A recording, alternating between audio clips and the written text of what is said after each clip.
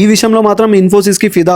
Canteens ఎలా ఉంటాయో చెప్పాల్సిన అవసరం లేదు. చూడగానే ఫిదా అయిపోయాను. ఆఫీస్ అంతా చూడడానికి ఎక్స్ప్లోర్ చేయడానికి నెంబర్ ఆఫ్ బైసైకిల్స్ ఉంటాయి. అంటే మీరు ఎలా రావాలో చెప్తాను చూడండి.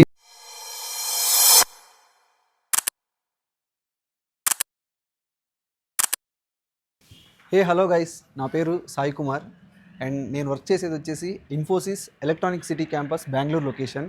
అయితే నాకు ఈరోజు ఒక చిన్న క్లయింట్ మీటింగ్ ఉంది. ఆ క్లయింట్ మీటింగ్ వచ్చేసి హైదరాబాద్లోని పోచారం ఇన్ఫోసిస్ క్యాంపస్లో. సో ఎలాగో మీటింగ్ పని మీద నేను వచ్చాను. మీలో ఎవరైనా ఆ ఆఫీస్ మొత్తాన్ని చూడాలి అనుకుంటే నేను ఈ వీడియోలో ఎక్స్ప్లోర్ చేస్తాను.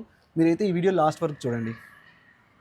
ఇది మన బండి మామ royal Enfield classic 350 2025 model. Hyderabad అయినా బెంగళూరు అయినా ఏ ఊరైనా సరే ఈ బైక్ లోనే ఎక్కడికైనా వెళ్తాను నేను. సో ఈ రోజు ఆఫీస్ కూడా నేను ఇదే బైక్ లో వెళ్ళిపోతా ఉన్నాను. నేను ప్రీవియస్ గా టీసీఎస్ లో వర్క్ చేశాను కాబట్టి ఆదిబట్టలో అయితే స్టే చేశాను ఈ 2 days కోసం. సో అక్కడ నుంచి అయితే పోచారం ఆఫీస్ కి ఏకంగా 34 kilometers. మీరు కనుక ఫస్ట్ టైం ఈ ఆఫీస్ కి వస్తా ఉంటే మీరు ఎలా రావాలో చెప్తాను చూడండి. మేజర్ గా ఇక్కడికి రావడానికి 2 routes అయితే మనం చెప్పుకోవచ్చు. రింగ్ రోడ్ లో వచ్చే వాళ్ళైతే గట్కేసర్ దగ్గర అయితే దిగాల్సి ఉంటది. దిగగానే మీకు అన్నోజీ కూడా ఎక్కడని చెప్తే ఎవరైనా చెప్తారు. సో ఇక్కడ కనిపించేదే మనకు అన్నోజీ కూడా అనే ఊర్లోకి వెళ్లాల్సిన రూట్. అండ్ అక్కడ నుంచి ఎలా ఇన్ఫోసిస్ క్యాంపస్ కి వెళ్లాలో నేను చూపిస్తాను వీడియోలో. మనకున్న రెండో ఆప్షన్ ఏంటంటే సిటీలోంచి రావడం. సిటీలో మనం ఎక్కడున్నా సరే ముందుగా అయితే ఉప్పల్కి చేరుకోవాలి. ఉప్పల్ నుంచి యాదగిరి గుట్టకి వెళ్లే బస్ అయినా సరే, గట్కేసర్కి వెళ్లే బస్ అయినా సరే ఎక్కేసి అన్నోజీ కూడా అనే ఏరియాలో మనం దిగాల్సి ఉంటది. బైక్స్ లో వచ్చే వాళ్ళైతే గూగుల్ మ్యాప్ ను అసలు నమ్ముకోవద్దు. ఏకంగా 3-4 kilometers యూటర్న్ కోసం అయితే మిమ్మల్ని తిప్పుతుంది. ఎందుకంటే ఈ అన్నోజీ గూడలో హైవే ఉంటది. మీరేం టెన్షన్ పడాల్సిన అవసరం లేదు. నేను అదైతే వీడియోలో కూడా చూపిస్తాను. మీరు సేఫ్ గా అనుకునే టైంలో అయితే ఆఫీస్ దగ్గరికి రీచ్ అయిపోవచ్చు. సో ఫైనల్ గా మనం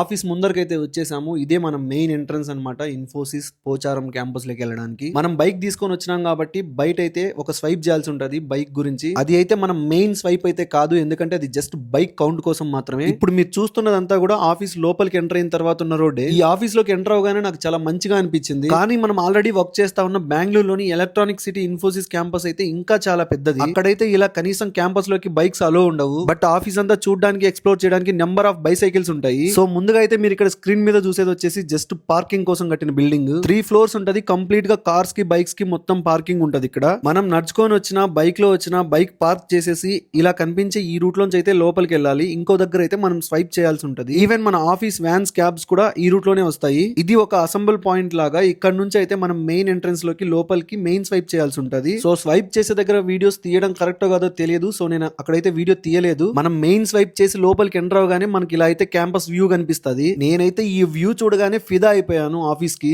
బెంగళూరు ఎలక్ట్రానిక్ సిటీలో ఉన్న ఆఫీస్ కూడా ఇంతే బాగుంటది. రెండు ఆఫీసులు కూడా చాలా బాగుంటాయి. బట్ దేని డిజైన్ దేని లుక్ దానికైతే ఉంది. అక్కడ నుంచి కొంచెం ముందరికి రాగానే ఇలా అయితే మనకు బ్లాక్స్ ఉంటాయి. ఒక్కో సైడ్ ఒక్కో బిల్డింగ్ అన్నట్టు. ప్రతి దానికి బిల్డింగ్ నెంబర్స్ కూడా ఉంటాయి. అలా కొంచెం ముందరికి వచ్చేగానే ఇక్కడైతే మనకు క్యాంటీన్ కనిపిస్తుంది. కార్పొరేట్ క్యాంటీన్స్ ఎలా ఉంటాయో చెప్పాల్సిన అవసరం లేదు. ప్రతిదీ కూడా దగదగా జిగజిగా అని మెరిసిపోతూ ఉంటాయి. అక్కడ రేట్లు కూడా అలాగే ఉంటాయి. అది వేరే విషయం, దాన్ని మనం పట్టించుకోకూడదు. అక్కడ నుంచి కొంచెం ముందరికి వెళ్ళగానే బిల్డింగ్స్ అయితే కనిపిస్తాయి. ఇలా ప్రతి బిల్డింగ్ మీద నంబర్ కూడా ఉంటది. ప్రతి బిల్డింగ్ లో కూడా డెడికేటెడ్ ఓడీసీలు ఉంటాయి. అలాంటి బిల్డింగ్స్ ఎలక్ట్రానిక్ సిటీలో అయితే 54 ఉంటాయి. మన వాళ్ళు ఎవరైనా ఇక్కడ వర్క్ చేస్తా ఉంటే ఈ ఆఫీస్ లో మరి ఎన్ని బిల్డింగ్స్ ఉన్నాయో ఒకసారి కామెంట్ చేయండి. ఇంకా అక్కడ నుంచి కొంచెం ముందరికి వెళ్ళగానే మనకి ఇలా ఒక పెద్ద బిల్డింగ్ అయితే కనిపిస్తుంది. ఈ బిల్డింగ్ ఏంటో చెప్తా. దానికంటే ముందు దీని ఫ్రంట్ వ్యూ చూడండి ఒకసారి. బిల్డింగ్ ఎంత పెద్దగా ఉంది, మరి దీంట్లో ఏముందా కనుక్కుందాం అని చెప్పేసి బిల్డింగ్ దగ్గరికి అయితే వెళ్ళిపోయాను. సో చూద్దాం వచ్చేయండి ఏముంది అసలు ఇక్కడ. ఇక్కడ బోర్డు లో అయితే క్లియర్ గా మెన్షన్ చేశారు. మీరే చూడొచ్చు ఇక్కడ ఏమేమి ఉంటాయి అనేసి. వావ్ కదా. ఇంత పెద్ద బిల్డింగ్స్ లో కన్ఫ్యూజ్ అవ్వకుండా బిల్డింగ్ మ్యాప్ మొత్తం కూడా మనకి ప్రతి ఒక్క చోట ఉంటది. ఇంకా మ్యాప్ ను చూసుకుంటా బిల్డింగ్ అంతా ఒక రౌండ్ వేసేయడమే.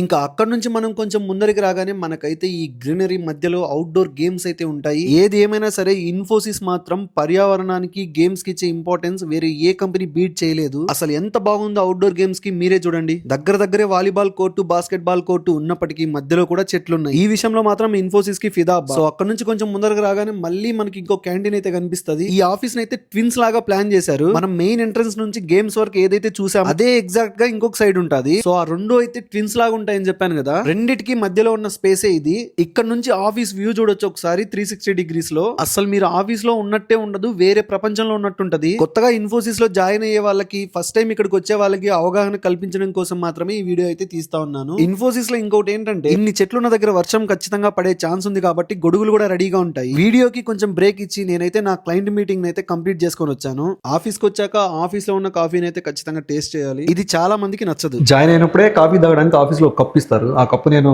అక్కడి నుంచి వచ్చేప్పుడు తీసుకురాలేదు, ఇంత దూరం ఎందుకులే అని చెప్పి ఇప్పుడు రూమ్ లో ఉండే ఒక కప్పు తీసుకొని వచ్చిన. కాఫీ అయితే మిస్ అవ్వను.